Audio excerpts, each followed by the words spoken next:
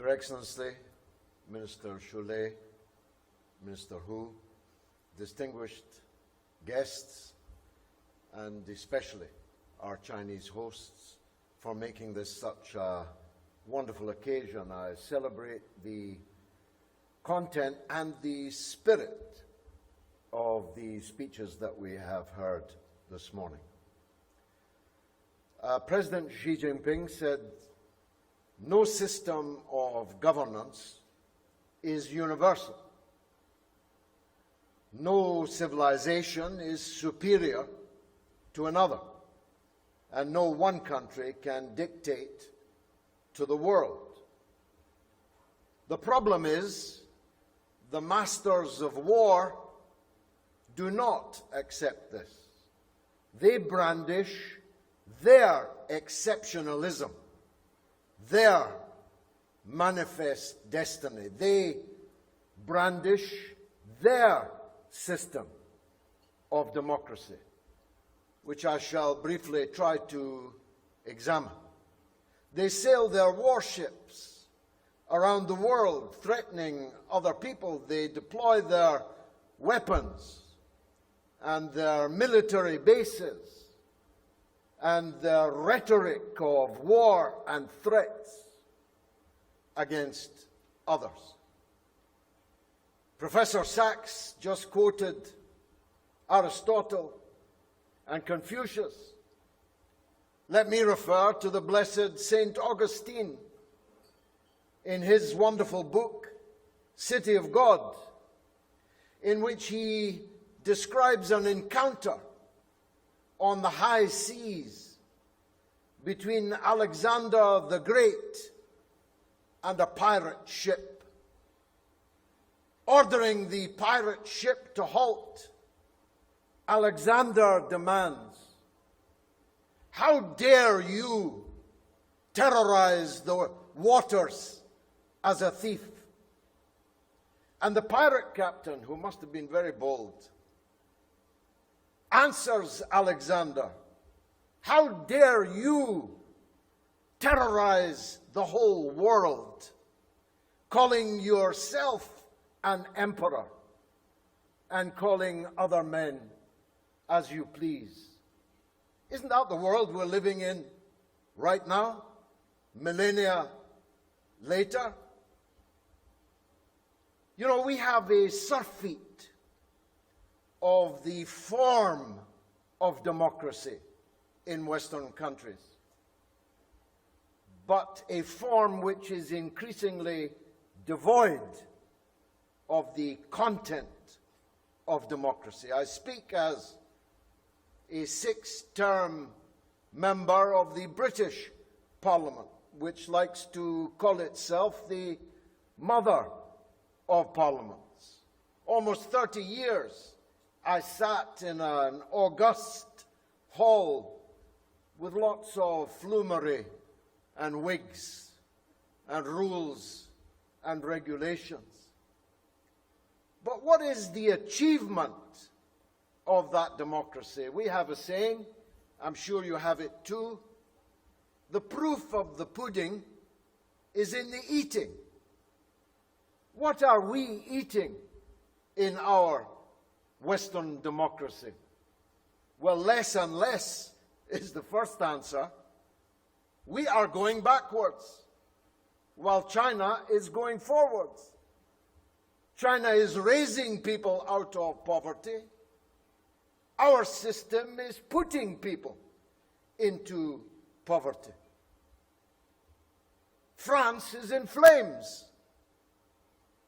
Britain is shivering with cold, with an increase in energy bills in households of four times the cost of heating this year as compared to last. In the United States, 80 million people have no health insurance. They talk about human rights. Where is the human right to a job in Western countries? Where is the human right to a house? Ask the growing numbers of people living in tents in San Francisco and in many other parts of the United States? Where is the human right to health? The proof of the pudding is in the eating. Or to use a Chinese saying, what is the point of a cat, black or white, if it doesn't catch any mice? Your system is the one that is moving forward. Therefore, to what extent is our democracy superior to yours? Because we have the form of elections. His Excellency, the former Prime Minister of Thailand, said there was increasing polarization in Western democracies. But I beg to differ. Actually, in Western democracies, we have two cheeks of the same backside, two sides of the same coin. Sure, you can vote for this party or that party, but both parties stand for the same thing, have the same program, essentially, of neoliberal economics and imperialism abroad. What kind of choice is that? As I heard a wise man, Chinese man, say on television, in China you cannot change the party, but you can change the policies. In Western democracies, you can change the party, but you cannot change the policies. It's 25 years since I last spoke in Beijing, so long ago that the present foreign minister of China was one of my audience taking notes at my speech. The kind of development we have seen in China over these 25 years, particularly over the last decade, is a lesson to other so-called democracies. We live in a world where some countries arrogate to themselves the power of diktat. What a contrast with China. This is the first day of Ramadan. I have all of my life been closely associated with the Arab world, with the broader Muslim world. China achieved more in the last few weeks in bringing together Saudi Arabia and Iran, the schools of the Sunni and Shia branches of Islam. China achieved more in the last few weeks than decades of Western domination, including, as my good friend, His Excellency, Senator from Pakistan, reminded us. This is the 20th anniversary of an entirely illegal invasion of a sovereign member of the United Nations, which threatened no other member of the United Nations, in defiance of the Charter of the United Nations, in defiance of international law, in which millions of people were either killed or maimed or displaced, dispersed as refugees, and fanatic extremism was generated.